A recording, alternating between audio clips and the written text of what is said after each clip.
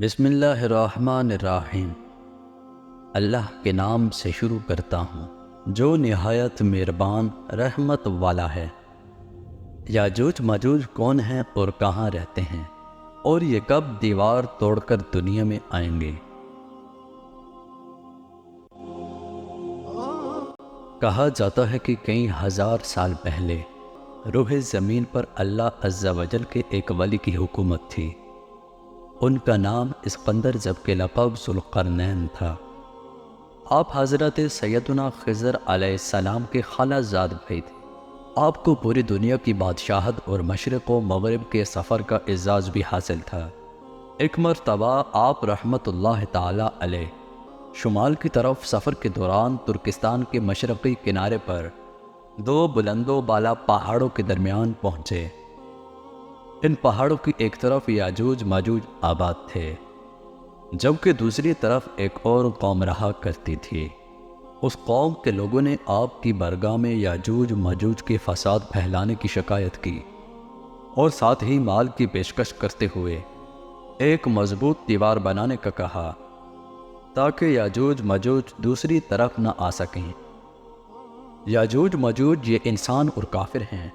یہ جس جاندار کے پاس سے گزرتے اسے کھا جاتے تھے، اور یہ موسم بہار میں اپنے غاروں سے نکل کر سبزہ کھا جاتے اور خشک چیزیں اٹھا کر لے جاتے تھے۔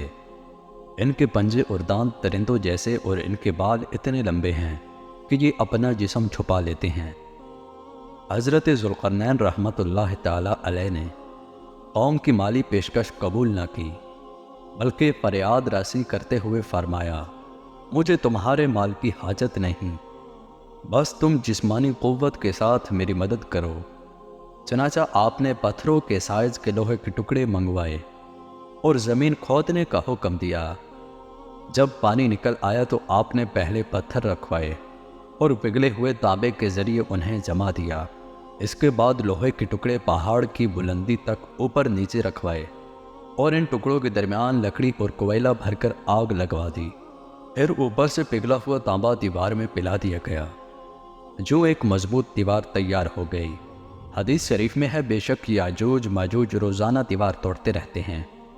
جب وہ مکمل ٹوٹنے کے قریب ہوتی ہے تو انہیں سورج کی شعاعیں نظر آتی ہیں۔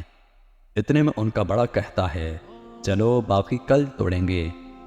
اگلے دن اللہ عز و جل اس دیوار کو پہلے سے بھی مضبوط بنا دیتا ہے، اور جب ان کی قید کی مدت ختم ہو جائے گی اور اللہ عز و جل انہیں لوگوں کے سامنے ظاہر کرنا چاہے گا، تو اس دن جب وہ سورج کی شعاعیں دیکھیں گے تو ان کا بڑا کہے گا، چلو انشاءاللہ عز و جل باقی کل توڑیں گے۔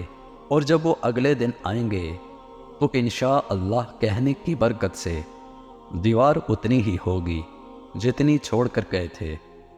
یوں وہ بقیہ دیوار توڑ کر باہر آ جائیں گے۔ دیوار توڑنے کے بعد یاجوج ماجوج زمین میں خوب قتل و غارت کریں گے۔ یہ سب قیامت کے قریب ہوگا۔